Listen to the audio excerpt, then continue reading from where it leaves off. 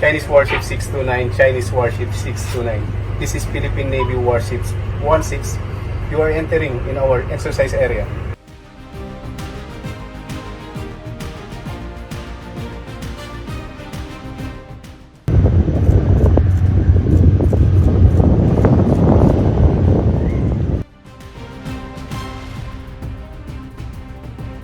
The Philippines sits at the heart of one of the most contested maritime regions on the planet.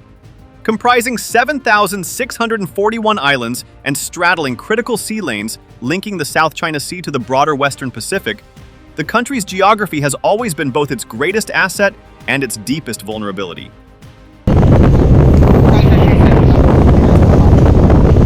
Nearly 2 million square kilometers of exclusive economic zone surround the archipelago, encompassing vital fisheries, energy prospects, and underwater infrastructure, much of it overlapping with competing claims by China and several Southeast Asian neighbors. What has changed is the intensity of pressure. In recent years, confrontations in the West Philippine Sea have shifted from diplomatic disputes to persistent, on-the-water coercion.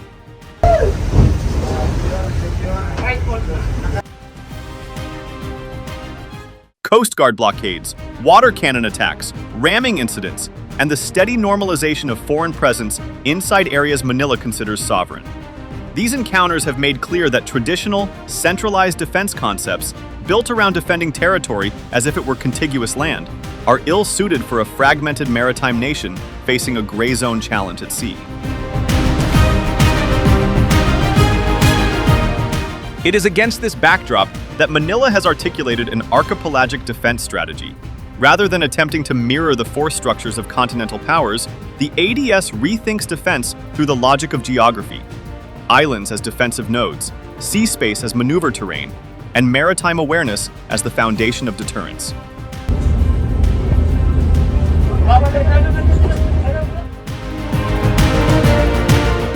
The strategy seeks to protect sovereignty not by matching adversaries ship for ship, but by denying easy access, raising operational costs, and leveraging the natural complexity of the archipelago itself. This explains the archipelagic defense strategy, why it emerged, how it is designed, and what it means for Philippine security at a time of rising regional tension. More importantly, it asks a deeper question now confronting many maritime states. In an era where control is asserted without war, can geography still be turned from a vulnerability into a strategic advantage?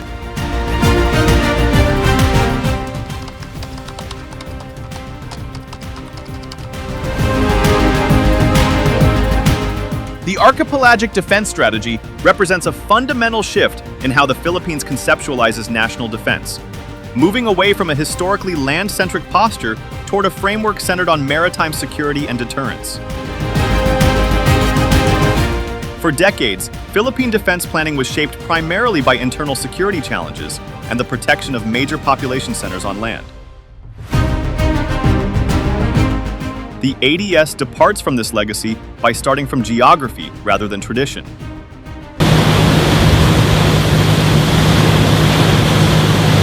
It recognizes that the country's true frontiers are overwhelmingly maritime, with contested zones located hundreds of kilometers from the main islands, and that sovereignty in the modern Indo-Pacific is contested not on borders, but across sea space.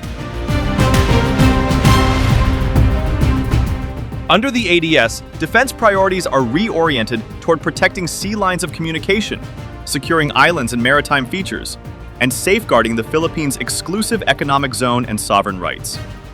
This approach reflects the reality that control of surrounding waters is inseparable from national survival for an archipelagic state. Sea lanes are not just commercial arteries, but strategic lifelines. Isolated islands are not peripheral outposts, but forward defensive nodes.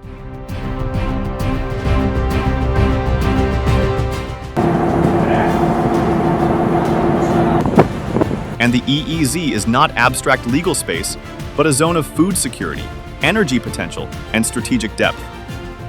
In this sense, the ADS treats the ocean not as a buffer to be crossed, but as the primary domain in which deterrence must be established.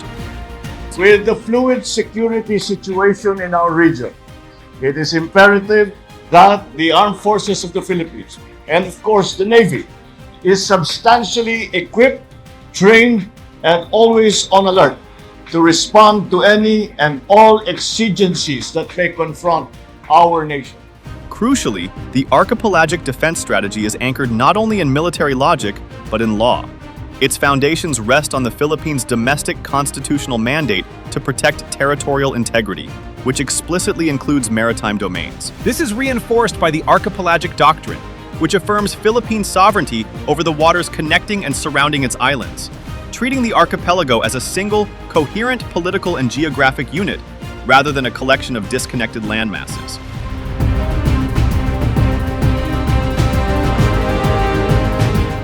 At the international level, the strategy draws legitimacy from the United Nations Convention on the Law of the Sea, which provides the legal basis for the Philippines' maritime entitlements and rights. The new government here in Manila is grappling with what might be called catastrophic success. What comes next is obviously going to be a delicate balancing act. It is a time for cool head. The legal dimension gained particular weight following the 2016 Arbitral Tribunal ruling, which invalidated China's expansive 9-line claims over most of the South China Sea.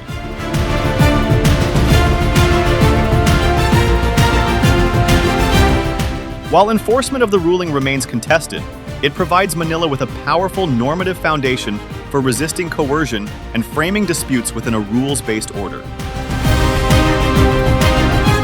The ADS leverages this legal strength by pairing it with a defense posture designed to uphold rights on the water through presence, awareness, and denial, rather than escalation.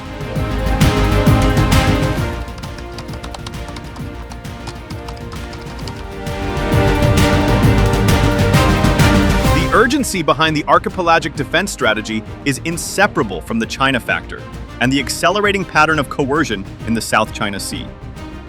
Beijing's expansive claims under the so-called 9-line overlap extensively with Philippine maritime zones, including waters rich in fisheries and potential hydrocarbon resources. To enforce these claims, China has relied not on overt naval warfare, but on a calibrated mix of Coast Guard deployments, maritime militia swarms, artificial island construction, and the militarization of outposts, methods designed to assert control while staying below the threshold of armed conflict.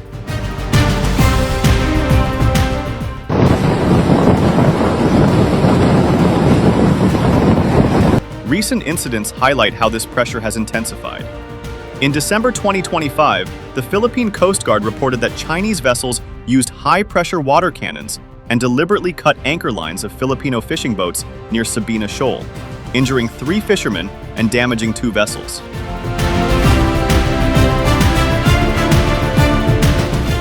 They were subjected to water cannon attack and dangerous blocking maneuver.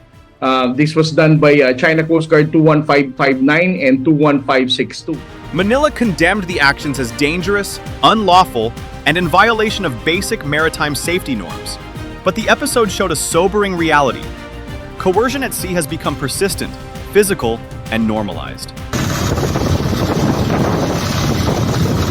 Around the same period, Philippine defense officials disclosed that they tracked as many as 49 Chinese Navy and Coast Guard ships operating in disputed waters in a single month, an unusually high concentration that exceeded previous averages and demonstrated China's growing ability to sustain presence at scale.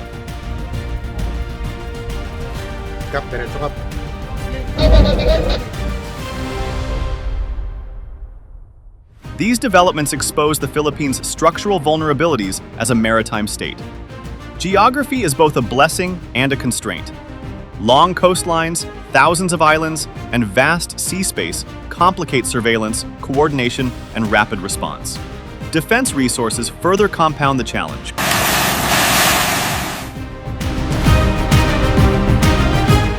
The Philippines' naval and air forces remain modest in size compared to China's expanding fleet and aviation assets, creating an imbalance that cannot be corrected through platform parity alone.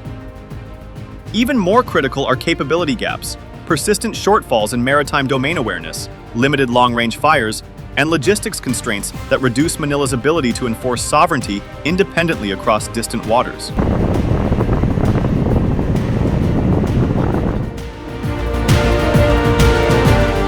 It is precisely these asymmetries that make the archipelagic defense strategy relevant. The ADS does not assume the Philippines can outbuild or outnumber China.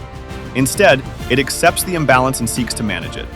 By emphasizing surveillance, denial, island-based defense, and the protection of sea lanes, the strategy aims to complicate coercion, raise operational costs, and prevent gray zone pressure from translating into uncontested control.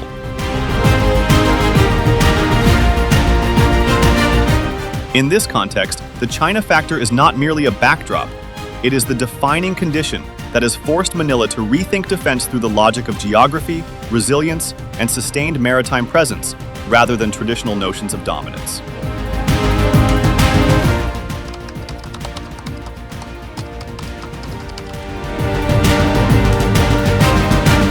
At the heart of the archipelagic defense strategy is the recognition that deterrence in a maritime environment begins with awareness.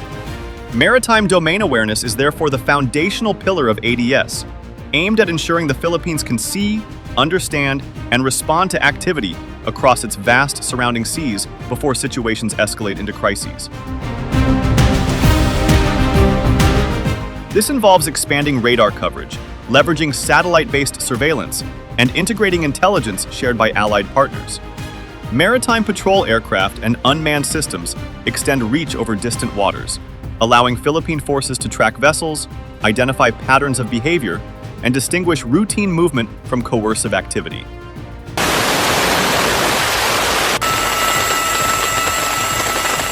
In a gray zone environment, early detection is decisive. The ability to document and respond quickly often determines whether pressure is resisted or normalized. Building on awareness, the strategy emphasizes island defense and denial rather than outward power projection. ADS is not designed to contest control of distant seas, but to make hostile action within and around the archipelago prohibitively costly. This is achieved by fortifying key islands and maritime choke points, while avoiding large, static bases that are vulnerable to precision strikes. Instead, the strategy favors mobile, asymmetrical force packages that can be dispersed, repositioned, and sustained under pressure.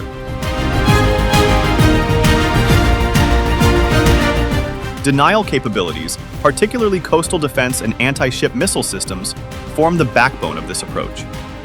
Often described as a porcupine model, the logic is straightforward. Even a stronger adversary must think twice if entry into contested waters carries high operational risk without decisive gain. Naval and Air Force modernization provides the muscle that enables these concepts to function in practice.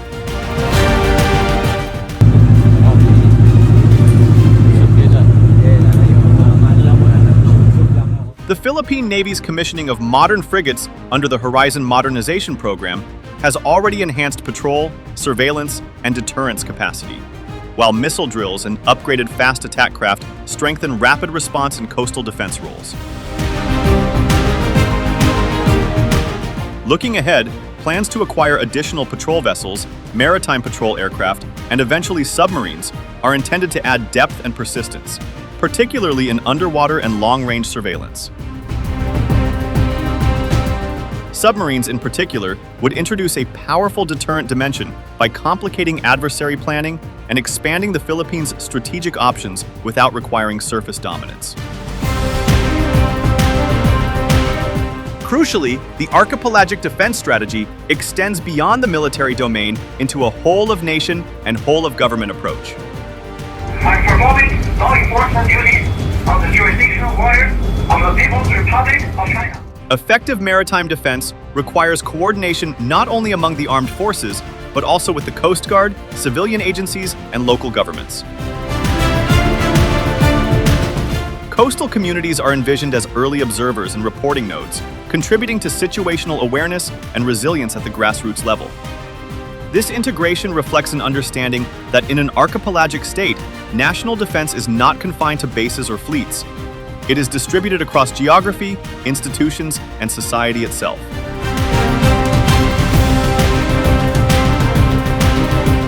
Together, these pillars form a coherent defensive architecture.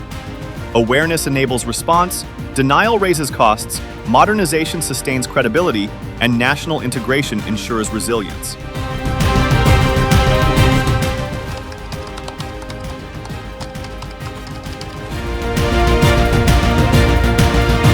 Alliances and strategic partnerships play a critical enabling role in the archipelagic defense strategy, reinforcing national capability while compensating for structural limitations inherent to an archipelagic state. Next day in Washington, a first step is taken in the direction demanded by Dewey as the United States and the Philippines sign a mutual defense treaty. At the core of this network is the United States, with the 1951 Mutual Defense Treaty remaining the cornerstone of Manila's external security assurances. While the treaty provides the legal and political foundation for mutual defense, its operational relevance today is shaped by more recent mechanisms. The Enhanced Defense Cooperation Agreement enables rotational U.S. force presence, pre-positioning of equipment, and access to agreed locations across the archipelago, directly supporting the ADS logic of rapid response, logistics resilience, and forward deterrence. The municipality of Tarat, of course, to our American counterparts, welcome to the Philippines. Frequent joint exercises, including increasingly complex maritime and multi-domain scenarios, enhance interoperability and signal deterrence credibility in contested waters without requiring permanent foreign basing. Beyond the United States, the Philippines has deliberately diversified its security partnerships to avoid over-reliance on any single actor while reinforcing its maritime posture. Japan has emerged as a particularly important partner, providing patrol vessels, maritime surveillance equipment, and capacity-building assistance aligned with Manila's needs in maritime law enforcement and domain awareness. Australia's future is with Asia has really become a reality, and that's why the closeness between our countries, between Australia and the Philippines, is terribly important. Australia, South Korea, and several European states have similarly expanded cooperation through training, joint exercises, defense financing, and technical support. These relationships strengthen the ADS by improving surveillance coverage, operational standards, and sustainment capacity, all while remaining consistent with a defensive, non-escalatory posture. Within the Association of Southeast Asian Nations, collective security mechanisms remain limited by consensus-based decision-making and divergent threat perceptions. As a result, Manila has adopted a pragmatic approach, sustaining diplomatic engagement and regional dialogue while ensuring that defense readiness does not depend on ASEAN-wide action. This balance reflects a clear-eyed assessment that while regional diplomacy is essential for stability, deterrence in contested maritime spaces ultimately rest on national capability supported by reliable partners.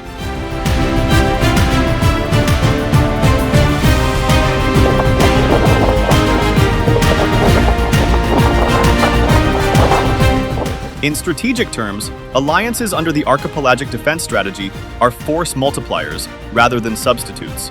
They provide intelligence sharing, logistics depth, training realism, and political signaling that amplify Philippine capabilities without undermining sovereignty or strategic autonomy. So the range rings are these little rings you guys see right there? By embedding its defense posture within a web of partnerships while retaining control over national strategy, the Philippines seeks to ensure that its archipelago is not defended in isolation, but anchored within a broader, rules-based security architecture, one that raises the costs of coercion while preserving regional stability.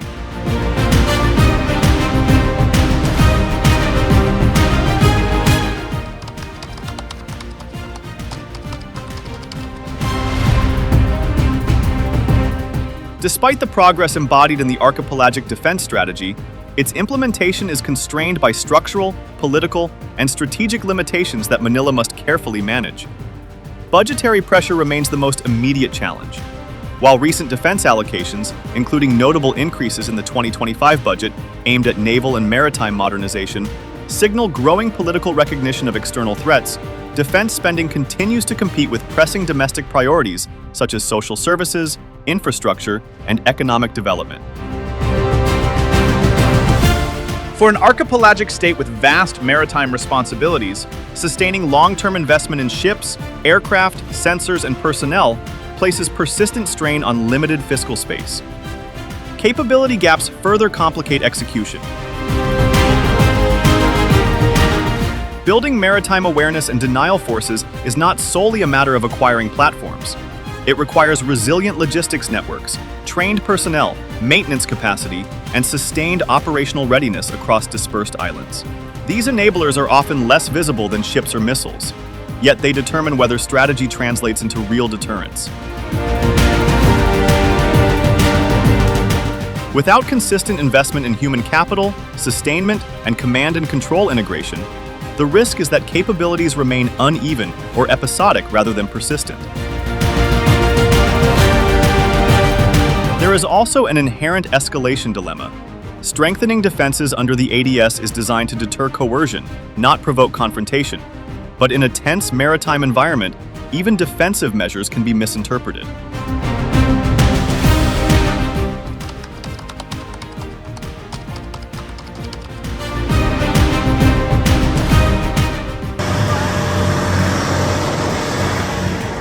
The archipelagic defense strategy carries implications that extend well beyond Philippine borders, reshaping the strategic environment in the South China Sea and the wider Indo-Pacific. By prioritizing maritime awareness, denial, and legal legitimacy, the strategy contributes directly to the preservation of freedom of navigation and the practical upholding of international law. More significantly, it demonstrates that smaller and middle powers are not condemned to passivity in the face of coercion. Through calibrated deterrence rather than confrontation, the Philippines signals that sovereignty can be asserted within a rules-based order, even when power asymmetries are stark. As a result, Manila is increasingly viewed not merely as a claimant state, but as a frontline actor within the Indo-Pacific security architecture, one whose posture reinforces the resolve of allies and partners while complicating unilateral attempts to alter the status quo. Looking ahead, the success of the archipelagic defense strategy will depend less on any single platform or acquisition than on sustained political and institutional commitment. Maritime defense is a long game. It requires stable funding across decades, continuity in modernization and force posture development, and steady investment in personnel, logistics, and command and control systems. Equally critical will be the ability to manage crises effectively. In an environment defined by gray zone pressure and close encounters at sea, deterrence must be paired with communication channels, escalation control, and disciplined decision-making.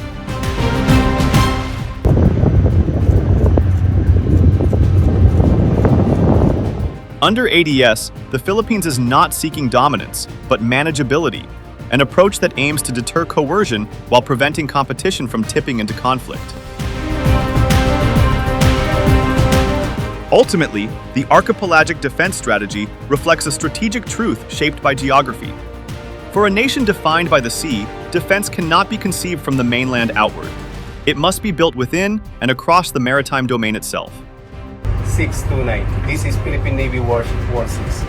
You are. By centering defense on the ocean, grounding policy and law, modernizing forces realistically, and embedding national efforts within a network of partnerships, Manila is crafting a posture aligned with its constraints and ambitions. Defense by the sea, not from it, is both necessity and choice. In an era of contested waters and great power rivalry, the ADS represents the Philippines' effort to turn geography from vulnerability into leverage, protecting sovereignty while contributing to regional stability in one of the world's most strategically vital maritime theaters. If you liked the video, do not forget to like, share, and subscribe our channel for deep analysis of contemporary issues.